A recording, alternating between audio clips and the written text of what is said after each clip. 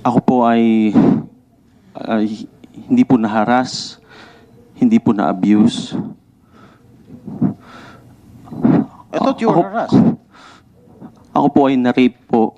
Na-rape? Na-rape po ako, Your Honor.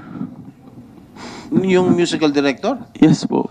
For 19 years po, ay kinip ko lamang po ito dahil sa takot ko nga po sa kahihiyan. Hindi ko...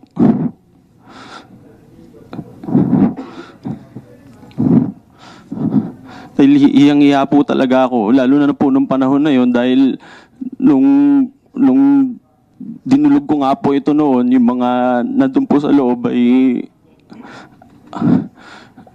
parang dinidismiss lang po nila yung sinabi ko na parang mag-move on ka na lang kasi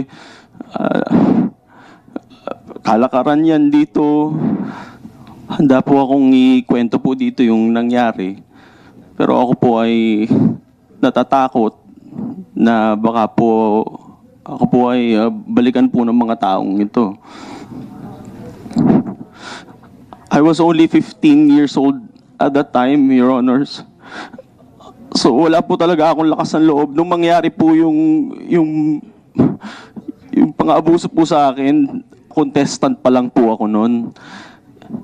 Kaya hindi ko po nasabi talaga agad. Even nung sinabi ko po sa parents ko yan, galit na galit po sila, iyak na lang po kami ng iyak. Kinamatayan na nga po ng lolo ko yan dahil sa sama ng loob niya. Kasi hindi po ako nabigyan ng katarungan po.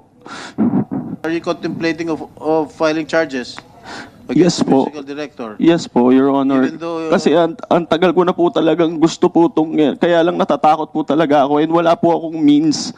Kaya Your Honor, ako po ay naniniklod po ako sa inyo. Yung after po nung... No, that's why we're... Yung after po nung nagreklamo kami sa GMA, nung natanggal po ako sa GMA, talagang halos gumapang po kami para lang mabuhay yung karir ko.